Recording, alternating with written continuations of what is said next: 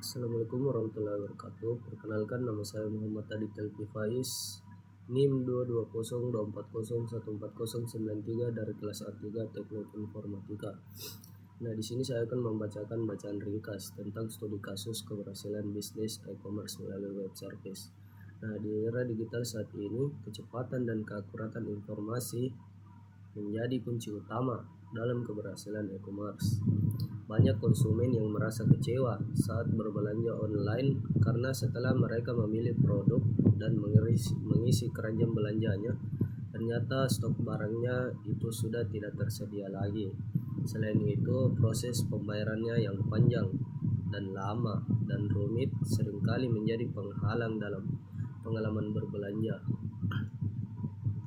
Jurnal ini juga mengangkat masalah tersebut dan menawarkan solusi berbasis teknologi seperti pemanfaatan web service yang terintegrasi dengan sistem supplier dan bank. Nah, dengan sistem ini pelanggan juga dapat mengetahui ketersediaan stok secara real time dan pembayarannya juga bisa langsung dilakukan tanpa perlu konfirmasi manual. Hasil uji coba menunjukkan bahwa pengguna menyambut baik konsep ini karena mampu mempersingkat proses transaksi dan meningkatkan kepercayaan terhadap layanan e-commerce kini. Keamanannya juga ditingkatkan melalui implementasi SSL atau Secure Socket Layer. Di sini tujuannya untuk menjaga integritas dan kerahasiaan data-data penggunanya. Secara keseluruhan, jurnal ini menunjukkan bahwa keberhasilan e-commerce tidak perlu dan tidak hanya tergantung pada tampilan web atau promosi, tapi juga pada efisiensi dan keandalan sistem back-end yang mendukung operasional bisnis secara real time. Nah, adapun literatur reviewnya, literatur review strategi yang diangkat dengan judul Strategi Sukses Bisnis Startup E-commerce dengan Value Proposition Design. Di tengah derasnya perkembangan teknologi digital, banyak startup e-commerce bermunculan dan berlomba-lomba untuk menjadi yang terdepan. Namun, seiring ketatnya persaingan, hanya sedikit yang benar-benar bisa bertahan dan tumbuh secara berkelanjutan. Jurnal ini membahas bagaimana Value Proposition Design atau VPD menjadi salah satu strategi penting yang membantu startup e-commerce membangun model bisnis yang tepat sasaran dan berfokus pada pelanggan.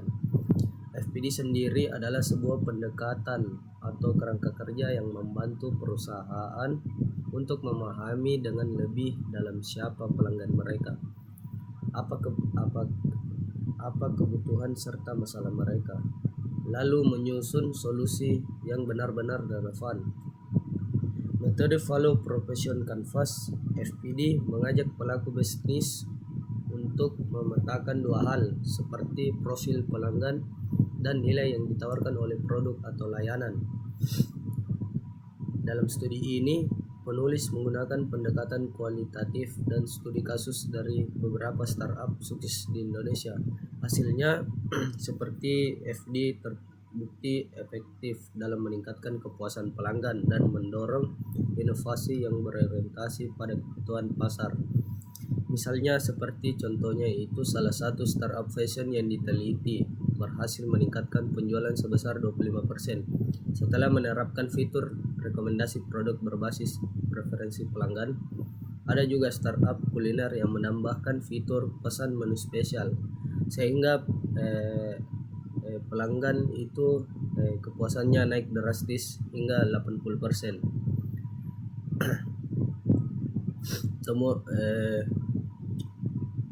Temuan yang lain juga menarik seperti bagaimana VPD mendorong inovasi dalam bentuk layanan baru seperti konsultasi kecantikan di virtual, serta loyalty point di startup elektronik yang sukses meningkatkan transaksi berulang. Tapi penelitian ini juga tidak menutup mata terhadap tantangan di lapangan. Beberapa startup kesulitan dalam menerapkan FPD secara maksimal karena keterbatasan sumber daya atau kurangnya pemahaman dari tim internalnya. Ini menunjukkan bahwa keberhasilan strategi bukan hanya soal alat yang digunakan, tapi juga sejauh mana komitmen dan pemahaman tim terhadap penerapannya. Secara keseluruhan, jurnal ini menyampaikan bahwa keberhasilan sebuah startup e-commerce sangat bergantung pada seberapa dalam mereka mengenal pelanggannya, bukan juga sekadar menawarkan produk saja.